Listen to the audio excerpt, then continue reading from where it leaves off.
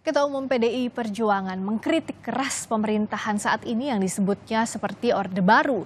Megawati menyebut dirinya sudah jengkel dengan tindakan penguasa. Republik ini penuh dengan pengorbanan, tahu tidak? Mengapa sekarang kalian yang baru berkuasa itu mau bertindak seperti waktu zaman Orde Baru? Dalam pertemuan dengan relawan Ganjar Mahfud Senin kemarin, Ketua Umum Partai Demokrasi Indonesia Perjuangan Megawati Soekarnoputri melemparkan kritik keras kepada penguasa. Megawati tidak menyebut nama tertentu, namun dia menyoroti praktek dugaan intimidasi dan intervensi kepada masyarakat. Bahkan Presiden kelima ini mengaku sudah jengkel atas situasi demokrasi dan hukum saat ini. Ada negara merdeka berdaulat punya ketatanegaraan, ketata pemerintahan. Jadi setiap orang yang tadi saya sebut, yang disebut orang pemerintah, semuanya harus taat pada perundang-undangan di Republik Indonesia ini. Enak aja undang-undang aja emangnya punya siapa? Ini udah gemes benar. Udah pokoknya kita jalan terus kampanye. Kita lihat kalau ada yang dicurangi, kalau tidak boleh namanya lapangannya, kalau itu namanya kultur Orde Baru yang Ibu alami pada Pihak istana pun merespon pernyataan Megawati Soekarnoputri.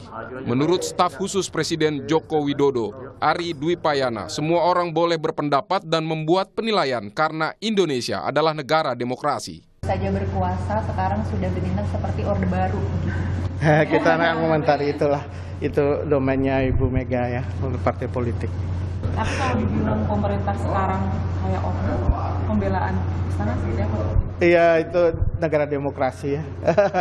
Semua orang bisa berpendapat ya, membuat penilaian. Saya kira itu cermin dari negara demokrasi. Menanggapi pernyataan Megawati Soekarnoputri, tim kampanye nasional Prabowo Gibran membantah pemerintahan Joko Widodo seperti Orde Baru. Jadi kami melihat tidak ada tanda-tanda nyata bahwa kekuasaan hari ini yang dipimpin oleh Pak Jokowi ini mengarah kepada praktek Orde Baru karena syarat-syarat itu tidak ada. Salah satu syarat lagi Orde Baru bisa melakukan itu adalah kalau di dalam partai politiknya itu adalah partainya sangat terbatas cuma 3. Sekarang partainya 18. Yang nomor 3 adalah salah satu ciri-ciri Orde Baru adalah ada pembungkaman kepada orang-orang yang berbicara, yang kritis terhadap pemerintah itu dibungkam. Kalau ada Orde Baru, ada kritik seperti dilakukan Ibu Mega udah ditangkap itu. Tapi hari ini yang terjadi enggak. Megawati sebelumnya sudah menyoroti soal penyalahgunaan kekuasaan. Dalam pernyataan 2 pekan lalu, Megawati menyinggung soal keputusan Mahkamah Konstitusi terkait persyaratan Capres-Cawapres yang menurutnya merupakan manipulasi.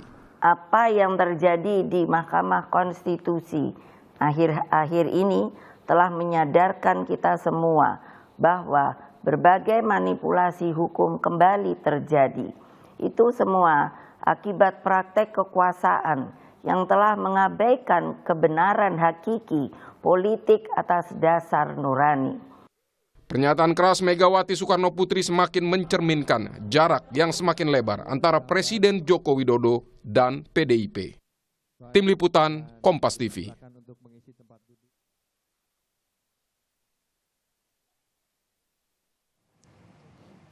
Kemana arah sindiran Ketua Umum PDI Perjuangan Megawati Soekarnoputri soal penguasa saat ini yang bertindak seperti zaman Orde Baru? Sudah hadir di studio Kompas TV, Wihadi Wianto, politisi Partai Gerindra. Pak Wihadi, selamat malam, terima kasih sudah hadir. Juga tersambung via Zoom, ada Gun Gun Herianto, pakar komunikasi politik. Selamat malam, Kang Gun Gun. Selamat malam, Rizka. Selamat malam, juga sudah bergabung Aryo Seno Bagaskoro, politisi PDIP. Selamat malam, Mas Aryo. Selamat malam Mbak. Terima kasih. Ya, saya ke Mas Seno dulu. Jadi sebenarnya kemana arah sindiran Bu Mega? Kritiknya cukup keras bahwa Republik penuh dengan pengorbanan. Tahu nggak sih kenapa sekarang kalian yang baru berkuasa itu mau bertindak seperti zaman Orde Baru? Ini menyasar Pak Jokowi secara langsung karena tadi ada kalimatnya kalian yang baru berkuasa. Ya, sudah clear sebenarnya bahwa apa yang dilakukan dan disampaikan Ibu Mega kemarin itu dalam konteks bahwa Bu Mega tidak diam saja melihat situasi berbangsa dan bernegara hari-hari ini. Kita tahu bahwa yang disampaikan Bu Mega itu bukan kemudian mengatakan sepenuhnya bahwa Republik ini sudah menjadi Orde Baru, tapi nuansa itu terasa. Ibaratnya kalau hujan itu sebelum kemudian hujannya turun, itu bau-baunya sudah kerasa dulu nih. Gitu. Ada kekhawatiran ke situ. Nah, saya menangkap apa yang disampaikan oleh Bu Mega kemarin. Kebetulan saya hadir di acara tersebut. Saya menangkap bahwa apa yang disampaikan Ibu kemarin adalah terkait dengan situasi hari-hari ini di mana banyak orang yang kemudian menjadi bagian dari kelompok yang kritis terhadap pemerintah merasa tidak nyaman. Kita tahu kemudian ada Mas Aiman Wicaksono yang hadir misalnya kemarin di dalam acara tersebut. Bu Mega mention beliau. Ada juga teman-teman lainnya yang katakan menyampaikan berbagai macam kritik, kemudian merasa diintimidasi. Ada Mas Melkisedek Huang misalnya, Ketua BEM UI yang mengaku bahwa orang tuanya didatangi, orang tidak dikenal, dan lain sebagainya. Ya praktik-praktik semacam ini yang kemudian diharapkan oleh Ibu Megawati agar tidak terjadi lagi. Kita tahu bahwa pada saat tahun 90-an akhir dulu, menjelang 98, Bu Mega menjadi salah satu aktor yang paling sentral dan kemudian memahami betul kondisi keadaan batin masyarakat Indonesia pada waktu itu, termasuk beliau sendiri sebagai salah satu ketua partai yang merasa kemudian bagaimana intervensi kekuasaan dilakukan terhadap PDI sebelum jadi PDI Perjuangan. Maka saya merasa ini sebagai bagian dari wanti-wanti Bu Mega agar kemudian jangan sampai pemerintahan Pak Jokowi yang sejak awal kemudian kita dukung bersama, itu kemudian di akhir jabatannya mengarah kepada situasi tersebut. Ini semacam wanti-wanti dari Bu Mega. Saya rasa itu. Bagaimana kalau dari tim Prabowo Gibran memaknai wanti-wanti dari Bu Mega dengan kritik yang keras tadi, tapi dijawabnya usai azan maghrib bagi wilayah DKI Jakarta dan sekitarnya berikut ini. Sapa Indonesia Malam kembali. Saya ke Pak Wihadi melanjutkan yang tadi. Jadi dengan kritik kerasnya Bu Mega, bagaimana ini dialamatkan untuk pemerintahan Pak Jokowi? Terus dianggap ada intimidasi kepada pendukung paslon tertentu?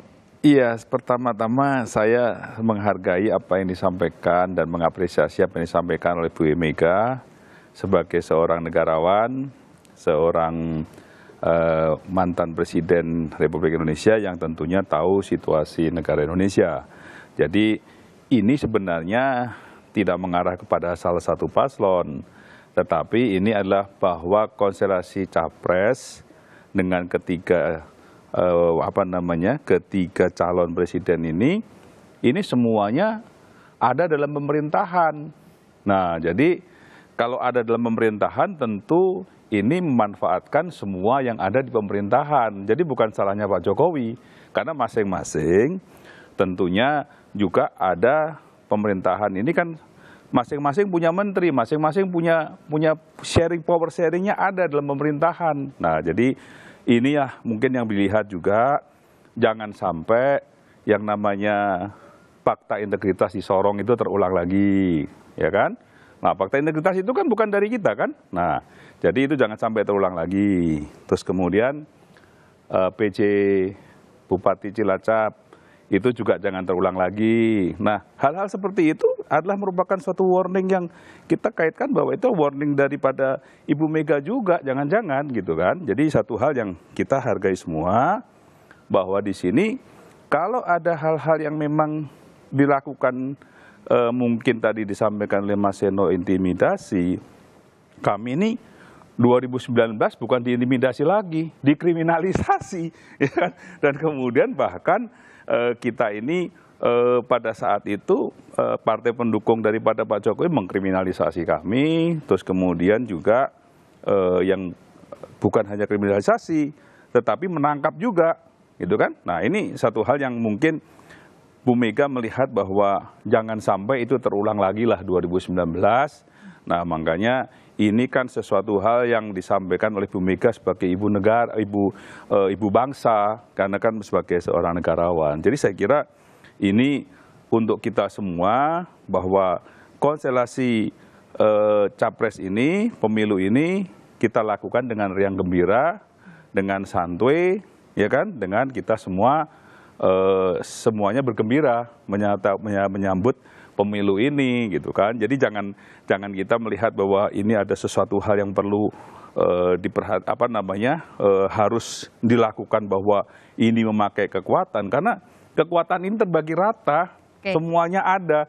Capres nomor 1 juga ada di situ juga sebagai koalisi Pak Jokowi, nomor 2 juga ada, nomor 3 juga ada, bahkan nomor 3 partai pemenang pemilu gitu kan. Nah, jadi ini semuanya sama gitu loh ya. Nah, kalau Kang Gun Gun melihatnya kritik Bu Mega ini untuk semuanya atau spesifik?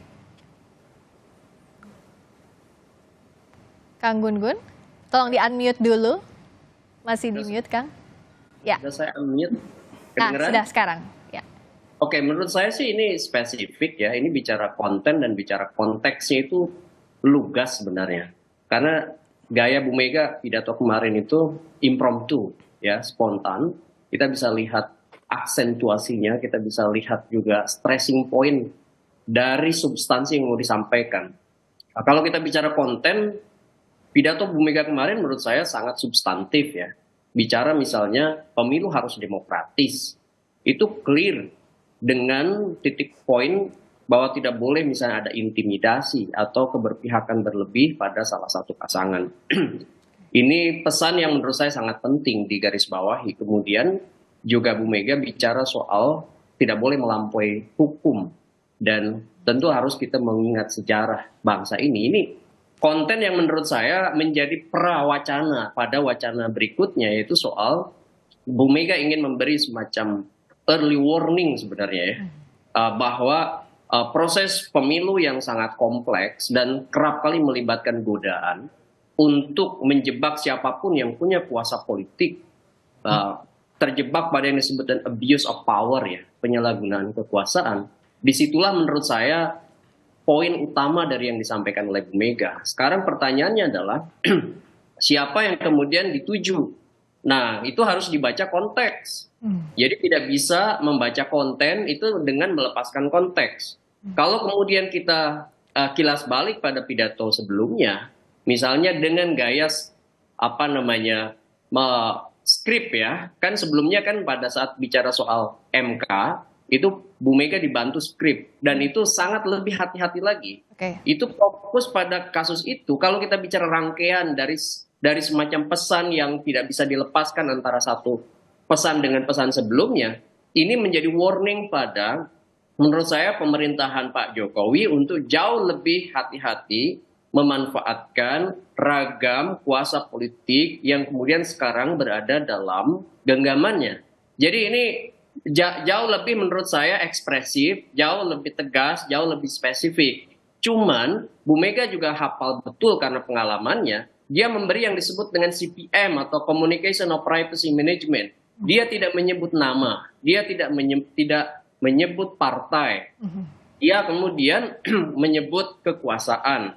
Ya kan? Dan ketika kekuasaan itu tentu orang bicara soal siapa yang kemudian sekarang memiliki ya keterhubungan ya, baik misalnya dari sisi sosok maupun tentu afiliasi, dan proses-proses ini kemudian menjadi bacaan penting bagi publik. Sebenarnya pesan ini disampaikan oleh Bu Mega kepada siapa, kira-kira begitu. Nah, kalau bicara untuk memaknai ini, kan sebelumnya juga ada narasi-narasi kecurangan, Mas Seno. Apakah ke sini mengarahkannya? Karena ini sudah mulai masa kampanye, ini kekhawatiran-kekhawatiran yang ingin diingatkan Bu Mega. Ya, saya rasa konteksnya clear bahwa kemarin adalah konsolidasi kawan-kawan relawan dari seluruh Pulau Jawa yang jumlahnya 9.000 orang, massa yang begitu banyak, dan mungkin merecall memori bagaimana kekuatan rakyat pada saat menumbangkan rezim Orde Baru dulu, itu yang sangat lekat di memori perjuangan Bu Mega, itu kemudian berada di satu situasi yang mana Bu Mega menjadi pembicara utamanya pada waktu itu kemarin sebelum masuk ke Pak Ganjar. Nah, saya melihat bahwa rangkaian ini tidak bisa terlepas. Orang banyak bilang, Bu Mega arogan, Bu Mega nggak mau kemudian dekat dengan masyarakatnya, terkesan jauh, elitis dan lain sebagainya. Nah, apa yang terjadi kemarin, tampilan Bu Mega di depan para relawan membakar semangat dengan begitu luar biasa.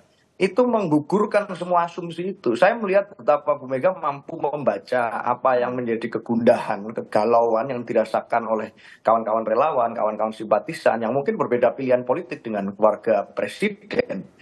Ini kemudian Bu Mega menangkap ekspresi itu dan menyatakan bahwa Bu Mega akan tampil di depan kalau ada yang mau menyakiti, hadapi dulu saya. Nah, bagi saya ini sosok seorang perempuan, usianya sudah 76 tahun, masih punya keberanian untuk melakukan itu, menjadi penjaga terdepan dari keseluruhan tata negara kelola pemerintahan kita, yang menjaga konstitusi dan lain sebagainya. Bagi saya ini suatu ekspresi politik yang luar biasa. Kita tidak boleh lupa, Mbak, kemarin pada waktu acara itu dilakukan, sebelum pidato dari para ketua umum partai pengusung, diluncurkanlah sebuah hotline pengaduan tentang kecurangan pemilu dari TPN Ganjar Mahfud oleh Pak Arsyad Rashid. Maka ini menjadi satu rangkaian terkait dengan peristiwa di MK kemarin, terkait dengan potensi-potensi kecurangan dan pelanggaran, terkait dengan adanya nuansa-nuansa yang kemudian saya sampaikan di awal tadi, mirip dengan Orde Baru seperti yang disampaikan oleh Bu Mega. Ini kemudian menjadi satu rangkaian kenapa Bu Mega sampai pada pidato itu. Maka dari itu saya rasa apa yang disampaikan Bu Mega kemarin substansial dan menunjukkan bahwa sekali lagi Bu Mega memang negarawan yang mampu menggerakkan hati rakyat. Saya rasa itu, Mbak. Nah, bicara soal nuansa zaman Orde Baru, Pak Wihadi melihat itu kah saat ini di bawah pemerintahan Pak Jokowi? Saya kira kalau kita bicara seperti itu, nuansa Orde Baru seperti apa, kita juga, saya waktu itu hidup di tahun Orde Baru juga sudah ada gitu kan. Saya tidak melihat sesuatu yang sama dengan Orde Baru, karena kalau kita melihat sekarang ini, yang saya katakan tadi Mas Gun juga mengatakan masalah ini powernya di apa namanya, powernya kemudian kekuatan di siapa. Kalau saya bilang kan powernya itu masing-masing terpecah-pecah. Nomor satu itu ada PKB dan Nasdem, punya menteri di situ. Kemudian nomor dua Pak Menhan. Kemudian nomor tiga itu ada Pak Menko Polhukam. Loh, ini kan kalau Orde Baru nggak mungkin terjadi bahwa ada 3 calon menteri yang mencalonkan sebagai presiden maupun wakil presiden, kan nggak mungkin terjadi. Jadi yang dimaksud Orde Baru itu Orde Baru yang seperti apa? Apakah tindakan represif? Kalau kita bicara mengenai tindakan represif, 2009 itu lebih serem loh. Kita bicara, ya kan? Kalau kita bicara 2019 itu lebih serem kita lakukan ya, pemilu yang dulu dibandingin yang sekarang. Ini kan yang dikatakan tadi kan potensi-potensi. Saya kira potensi-potensi itu bukan sesuatu hal yang sudah terjadi. Kalau 2019 sudah terjadi, gitu kan? Kita lihat semua kan kriminalisasi di sini seluruh Indonesia terjadi. Dan bagaimana kita melihat begitu masifnya terjadi pada saat itu, kan begitu. Jadi saya kira itu bukan sesuatu hal yang kita gambarkan bahwa sekarang ini adalah suatu Orde Baru. Kalau Orde Baru ini kan yang saya dikatakan tadi, kita ngomong saja kita sudah besoknya hilang gitu kan. Kan begitu, kata-katanya kan seperti itu. Aktivis-aktivis mengatakan bahwa pada saat kita ngomong itu juga hati-hati semuanya. Nah sekarang ini kan ngomong bebas semuanya. Di mana yang kita lihat bahwa ini merupakan satu hal yang menjadi momok kita, ini adalah kondisi Orde Baru. Ini terbuka keterbukaan semua. Bahkan kita lihat ini semuanya kita di rumah kaca. Apa yang kita lakukan ini pasti orang semua lihat. Dengan medsos, dengan media yang begitu banyak, ini dilakukan. Nah, pelanggaran-pelanggaran dilakukan itu kan bukan potensi-potensinya bukan hanya dari calon presiden satu saja, dari kami saja, tetapi justru kita lihat bagaimana yang namanya fakta integritas itu dilakukan di Sorong, terus kemudian bagaimana yang terjadi PJ Bupati daripada Cilacap.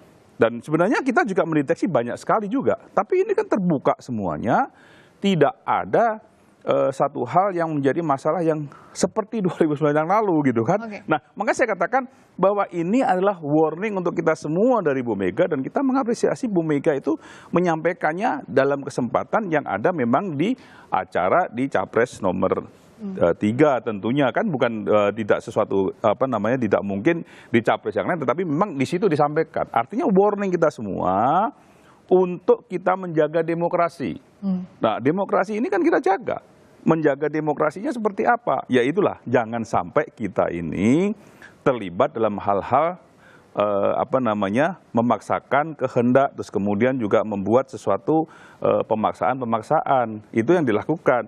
Kemudian ini semuanya sudah terjadi gitu kan, jadi yang sudah dilakukan gitu kan. Nah jadi ini saya kira sesuatu hal yang kita sikapi bersama, bahwa kita ini dari awal pasangan kami adalah menerapkan bahwa kita ini pemilu damai dan kita harus riang gembira, kita santai saja, santuy saja, ya kan? Tapi tetap kita harus serius dalam berbagai macam program-program kita sampaikan kepada rakyat. Ini semuanya adalah bagaimana kita memberikan kepada rakyat ke depan ini untuk Indonesia Maju 2045. Nah, kita dengarkan lagi dulu bagaimana jengkelnya Bu Mega saat menyampaikan ini di depan relawan. Kita putarkan dulu seperti ini. Mengintimidasi. Coba, lah dia tuh siapa sih? Lah iyalah. Lah iyalah. Kalau dia berani, lo kenapa saya tidak boleh? Kamu mesti lihat perundangannya. Kamu sebagai apa? Bolehkah kamu menekan rakyatmu? Bolehkah kamu memberikan apapun juga kepada rakyatmu tanpa melalui perundangan yang ada di Republik Indonesia ini? Mestinya ibu nggak boleh ngomong gitu, tapi ibu udah jengkel, tahu nggak? Kenapa Republik ini penuh dengan pengorbanan, tahu tidak? Mengapa sekarang kalian yang baru berkuasa itu mau bertindak seperti waktu zaman Orde Baru? Kang Gun-Gun gimana lihatnya? Ini pidato Bu Mega dengan tone yang jauh lebih tinggi dari biasanya, dengan penekanan yang jauh lebih dalam daripada biasanya, Kang. Iya, ini jelas ya, antara diksi dan intonasi itu punya makna yang relevan dalam konteks pidato kali ini. Kenapa? Karena ini menunjukkan bahwa ada kegundahan, ada kekesalan begitu ya. Dan itu kemudian diekspresikan. Kalau kita bicara misalnya item-item tadi ya, soal nuansa Orde Baru, itu kita harus jangan melihat dari satu sisi. Contoh misalnya begini, kekhasan dari politik Orde Baru itu adalah korporatisme politik ya. Bahasa umumnya mungkin kerap kali dimaknai sebagai pembonsaian politik ya. Ketika kuasa-kuasa politik real itu tidak lagi bisa efektif ya, itu kemudian diorkestrasi oleh kekuatan sentral, misalnya sangat personal sentris begitu, dengan cara mengorkestrasi kekuatan-kekuatan melalui tokoh-tokoh utama, sehingga kemudian terjadilah ketidakefektifan. Dan yang kemudian fenomena yang kerap kali muncul adalah tendensi mayoritarian, apa yang kemudian dikehendaki itu mewujud. Dan kalau misalnya nuansa-nuansa itu sudah mulai muncul, kayak misalnya bagaimana KPK, bagaimana kemudian putusan MK, itu kemudian kita harus mulai memang melahirkan yang disebut dengan sikap kritis, supaya kemudian tidak terus-menerus ke depannya terjadi. Apalagi ini momentum 5 tahunan pemilu ini menjadi ajang ujian paling besar bagi proses estafeta kepemimpinan nasional ke depan. Sehingga menurut saya, siapapun lah yang bicara, entah itu Bu Mega atau misalnya kelompok civil society, itu menurut saya harus dihargai sebagai bentuk kritik ya, bagian dari kritik yang paling substantif dari siapapun yang bicara. Yang jelas sekarang harus ada satu kondisi di mana hukum harus di atas semua yang berkompetisi. Jangan sampai kemudian ada tendensi untuk kemudian menggunakan instrumen-instrumen kuasa politik atau instrumen hukum untuk memenangkan dari hulu ke hilir, sehingga kemudian kompetisi itu tidak berjalan secara demokratis. Menurut saya itu sih main poinnya, Friska. Saya membaca juga yang menarik ada dua hal, Mas Seno. Yang pertama kan Pak Jokowi sebenarnya masih terdaftar sebagai kader PDI Perjuangan. Yang kedua, Bu Mega berkali-kali bilang bahwa Pak Jokowi adalah petugas partai. Kenapa tidak ditegur langsung, tapi butuh di depan relawan ditegur dengan tone yang tinggi seperti tadi? Ya inilah kemudian sifat kenegarawanan Bu Mega muncul. Kalau bicara tentang KTA, Mbak, saat bicara seorang kader partai di PDI Perjuangan ini kan bukan hanya persoalan punya KTA atau tidak, tapi persoalannya pada kesamaan visi, kesamaan prinsip, kesamaan nilai. Dan ini kemudian masyarakat, kelompok-kelompok pemerhati bisa menilai apa yang terjadi saat ini. Nah, Maka kekesalan Bu Mega itu kan tidak kemudian muncul dari ruang hampa. Kita melihat kalau kita ingat-ingat pasca Orde Baru tumbang dulu di proses reformasi, Mahkamah Konstitusi itu lahir pada pemerintahan Bu Megawati pada waktu itu. Maka pada saat MK kemarin misalnya muncul aroma tidak sedap di situ yang ditengarai oleh publik, terjadi berbagai macam hal tidak etis yang kemudian sudah disidang oleh MK. Wajar dong kemudian ada kekesalan itu dari Bu Mega yang melahirkan MK. Tambah lagi dengan berbagai macam peristiwa yang mengarahkan atau menggiring kita ke nuansa itu. Maka cara Ibu mengkritik dari kekuasaan yang hari ini terjadi, ini kan bisa diekspresikan melalui berbagai macam cara. Kebetulan kemarin malah buat saya ini satu hal yang sangat menarik di hadapan para relawan yang notabene ini bukan kelompok yang mana tegak lurus pada ketua umum, tidak di forum partai, tidak di forum di mana Bu Mega menjadi pemimpin tunggal, tetapi di sini di hadapan massa rakyat yang luar biasa beragam dan Bu Mega berhasil untuk menggerakkan itu. Maka sekali lagi ini adalah sebuah bentuk wanti-wanti yang disampaikan Bu Mega pada penguasa di institusi manapun dengan afiliasi kepada kelompok yang berkuasa hari ini atau pucuk pimpinan yang berkuasa hari ini. Maka saya dengan segala hormat menarik sekali mendengar penjelasan Pak Wihadi tadi yang sudah sangat mirip dengan Pak Ari Dwi Payana di awal tadi. Cocok sekali menjadi juru bicaranya Pak Jokowi. Ini menarik sekali buat saya karena kita juga tidak menuduh ke siapapun. Tapi ini sebagai bentuk wanti-wanti kepada kekuasaan yang nuansa itu mulai muncul. Tapi ada pembelaan-pembelaan terhadap Pak Jokowi dan rezim saat ini yang kemudian keluar dari kubu Pak Prabowo dan Mas Gibran. Buat saya ini satu hal yang menarik. Tapi kemudian ini menjadi pengingat bagi kita semua. Saya rasa itu Mbak. Pak Hedi, ada komentar soal tadi? Iya, saya sedikit mengomentari mengenai masalah yang disampaikan oleh Mas Gugun ya, mengenai masalah supremasi hukum. Memang kita paham bahwa kita memang harus percaya dan kita juga mesti satu paham mengenai masalah kita di atas hukum, di atas segalanya. Justru permasalahan yang terjadi sekarang ini, permasalahan KPK, ini adalah permasalahan yang memang menjadi suatu tindakan hukum yang memang dilakukan. Tidak ada suatu intervensi kekuasaan dan itu adalah murni mengenai permasalahan-permasalahan yang terjadi, dinamika daripada permasalahan hukum. Nah, kemudian bicara masalah MK ini sebenarnya sudah clear barang ini. Masalah ini sudah clear. Karena apa? Karena MK itu bagaimanapun juga yang diuji adalah norma. Nah, kemudian kalau misalnya keputusan MK itu kemudian ada yang melaporkan ke MK, justru kita juga melihat keputusan MK ini tidak lebih lucu daripada keputusan MK yang dipermasalahkan, gitu kan? Tapi sebenarnya kalau kita lihat keputusan MK sendiri itu adalah keputusan yang sebenarnya kita lihat tidak ada bukti satupun yang di situ jelas dalam diktumnya, jelas dalam keputusan itu ada buktinya. Yang ada hanya suatu hal dugaan akan dilakukan potensi intervensi. Nah, ini kan hanya menduga-duga ada sesuatu hal yang menjadi suatu kesimpulan yang tidak ada barang buktinya. Nah, ini jadi saya kira ini tidak perlu kita tarik-tarik lagi. Ini sudah terjadi, ini sudah lewat. Ini bukan sesuatu hal yang kekuasaan bukan. Kita bicara mengenai masalah bagaimana proses suatu hukum itu dilakukan. Yang ada sekarang ini justru kita harus ciptakan bahwa ke depannya ini harus kita sama-sama menjaga bahwa yang namanya situasi ini harus kondusif, situasi ini dalam pencapresan ini kita semuanya nanti ini kita semuanya menjaga diri, ya kan? Kita semuanya melakukan pemilu ini dengan tenang, ya kan? Dan kemudian saya kira sesuatu hal yang kita semua harapkan bahwa negara kita ini bukan hanya sekali ini dalam melakukan pemilu, ini sudah pemilu yang langsung ini udah berkali-kali kita sudah pengalaman dan saya kira ini penyakit 5 tahunan juga sebenarnya kalau saya lihat gitu kan. Jadi apakah penyakit 5 tahunan ini lebih parah dari yang kemarin, yang sekarang ini apakah lebih parah? Kalau saya lihat sih lebih parah yang kemarin daripada yang sekarang, yang kami lakukan dulu gitu kan. Artinya yang kami sebagai korban gitu kan, itu lebih parah dibandingkan sekarang. Ini sekarang 2 bulan aja masih adem ayem kok, artinya begini aja gitu. Oke, terakhir Kang Gun-Gun singkat saja. Nampaknya tadi narasinya kalau dari Mas Seno ada kekhawatiran soal pemilu ini bagaimana nanti akan berlangsungnya.